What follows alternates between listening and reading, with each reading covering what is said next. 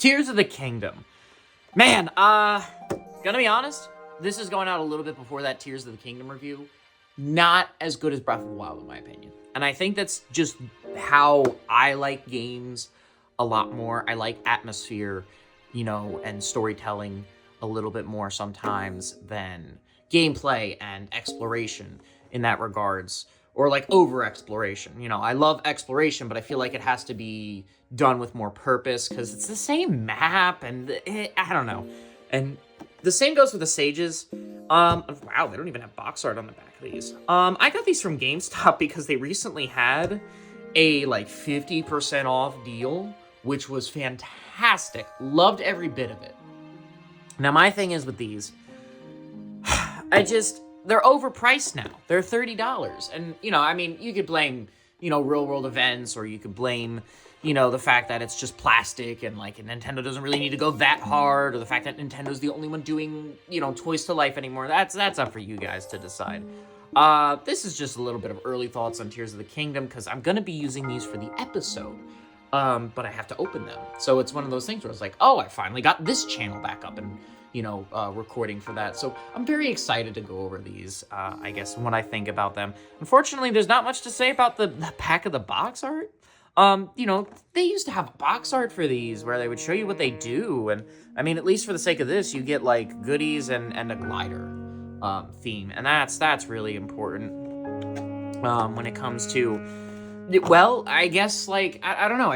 I remember a time when Nintendo actually put in a little more effort. And I think that's a coming of age thing, right? Like, you know, Nintendo back then, when they were struggling with the GameCube, then they managed with the Wii, then they struggled with the Wii U. You were tied between systems that, you know, everyone was like, okay.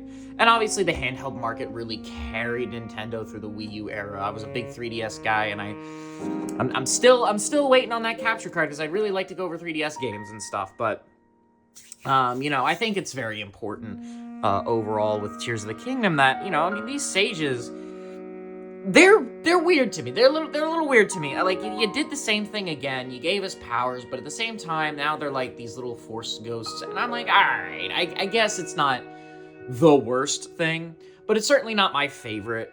You know, I liked when they were spirits and then you absorbed them in a sense, I guess. But yeah, let's open them up. In order in which I got them. Yunobo. Yes, I know, surprising, right? Yunobo was my first one. I don't know why, in my original playthrough, Yunobo was my first one. It was really weird. I think it was also because I wanted to see, you know, how, I guess, he was, you know, in that regard. But, yeah, no, I feel like Yunobo, I guess, I don't know, when it comes to him overall as a figure, it's like the Goron, you know, Daruk, you know, it's just, he's a bigger guy, he's a bit of an oaf, but, like, I don't understand why he doesn't have the same ability as he did in Tears of the Kingdom, like the Daruk's protection thing. I kind of miss that. And I feel like that's what my overall feeling with the other champions is, you know, is that, like, I don't know, it's just, they don't have the same powers, and they don't have better powers. They have different powers, but they're not better, in my opinion. I think they're, in their own right, good, just not for Tears of the Kingdom, in my opinion. Like, I would rather Rivali's Gale over Tulin any day. Over Tulin, just gone. Sidon, I don't think I've ever used Sidon. I'm gonna be honest. Honestly, I don't even remember what Riju does. Oh, it's that area of effect with lightning with Urbosa, because she's still learning her lightning. See, this one makes sense. This doesn't, because why does he shoot out in a fireball? I don't get it. Like, unless he learned it from, like, when you shot him out of the cannons in Breath of the Wild, like, okay. But, like, that doesn't, I don't know, it rubs me the wrong way. That being said, one thing I do like about Tears of the Kingdom, and Breath of the Wild especially, is the cel-shaded, like, artwork, but it's also, like, done in, like, Twilight Princess proportions of sorts.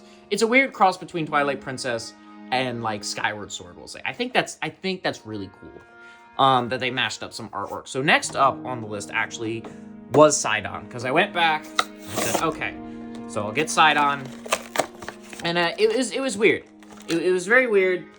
because it's like, Yunobo was this gangster and all this, because like, I wanted Daruk's protection first, and I thought, you know, like, oh, you've got the, oh, it's a twisty. I thought that, like, you know, he would have the same power, but he doesn't, and I'm kind of, like, it took me for a loop. Also, seeing him be, like, this, like, gangster for these rocks and stuff was kind of cool, and then seeing Goma, I was like, wow, that's weird.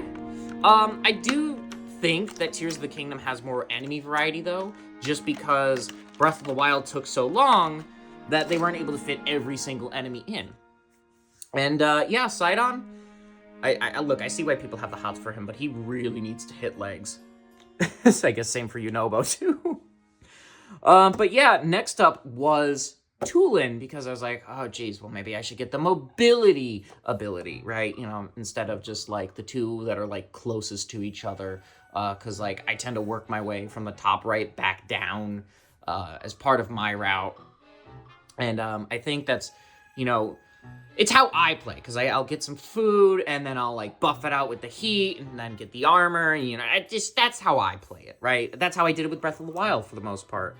You know, my first playthrough, I did get Sidon first, in Breath of the Wild, where I was like, you know, like, that was, you know, I went to Mipha and Varuta, but I don't know, I just, like, going forward, like, my first one is the Goron Village. Like, it's a bit more difficult, but if you're an experienced player, it's not going to matter that much.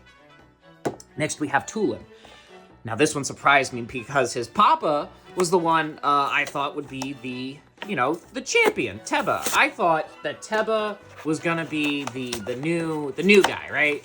But no, it really surprised me that his son, a kid who didn't get really any kind of role in the original outside of, I think, a side quest and a dialogue, or maybe it was his sister that was the side quest, you know, became the champion. And I think that was one of those things that really shocked me. I will say it was a good shock. I actually liked that. But yeah, I think Teba is... I think Teba is one of the best characters to come from nothing, basically. You know, I mean, I don't know how fast the Rito aged, because I think it was like a couple months after Breath of the Wild that happened. But, you know, in terms of champions, I will say in order of which I like in terms of powers the most, Tulin, Riju, Yunobo, and then Sidon. And honestly, it's just because I don't use Sidon's ability, like, at all, like ever. And I'm surprised we haven't gotten Minoru yet, but that's coming down the line. So I'm excited for that. Don't know what it's gonna do, but we'll get there. And then in terms of who I like the most based on personality and characteristics, Sidon, Tulin, Riju, and Yunobo. I don't know, it's just something about, like, the character being, like, you know, like, the ancestor of this great warrior, and then, like, he's got a coming-of-age kind of thing, and then he's, like, gotta be braver. I don't know, it feels overplayed to me, you know? Versus this one, where she has to learn how to use her powers, yeah, I'm gonna be honest, that one's even more overplayed than the coward, you know, angle, but... You know, we're not here to talk about characters overall. It's just what I think of them individually. And I think that I think Yunobo just needs a little more time. Which is funny because Tulin had little to no time, and I think he's a better character overall than Yunobo. It's like I like that dynamic a lot more, where it's like this rambunctious, spunky kid helps the hero kind of thing. But yeah, no, that's my take on it. And then, of course, you have Riju, who is, like, this princess who just needs to get respect from her people. Now, one thing also that I really don't get with these Amiibo boxes anymore is, why do they still have these? I don't know why they still have these. It's not like Nintendo's... They used to be cardboard. Now they're, like, this flimsy, like, paper. And I don't know. It's one of those things where I'm like, really? They could just make it, like, an Amiibo thing on the box, and then that's pretty much it. Because they used to have things underneath these to stop them from scanning. Do they not have them anymore? No, they don't, actually. They don't have anything to stop people from scanning these underneath, because guess what? It's just gotten so far to a point, you know, where people they're just gonna do it. If you're not gonna buy these, Nintendo knows, okay, well, we're at least... And I think that might be one of the reasons, because all those Amiibo cards I see on, like, the internet and stuff. And, you know, I'm a collector of sorts, but, like, I could see why. It saves a lot of space. I mean, that's what the Mario sports cards were. But then they ended up not being actual Amiibo, so I don't know. But yeah, let's open up Riju. And I'm gonna be honest, she's getting there as like a warrior princess in terms of the story. I like that, you know, before it wasn't. Oh wait, is it under here? Oh wait, maybe no. See, it's not even under here either. You can just easily scan these now. So I don't recommend that. I'm just saying you can if you know. But yeah, I personally think that Riju had a good amount of character development overall when it came to, you know, honing in on her powers and becoming a warrior and stuff and a leader. And I don't know, I mean, in terms of the way these Amiibo look, personally, I actually think that, you know, I think that they, like, for the most part, they're very detailed. And it's not that they're not worth $30. They're not, because you can make a plastic mold, and then you can get them spray painted, and then glue them all together, or maybe not in that order, but like, you know, it's one of those things where it's like, you get all the pieces, you spray paint them, then you glue it all together, and I don't know, I'm kind of like, with the Amiibo craze, I only got these for the channel, because I didn't feel like getting all the cards and stuff, and like, I don't know, it felt disingenuous. It's not like they're gonna be useful, because like, the only things they do is get you the rags.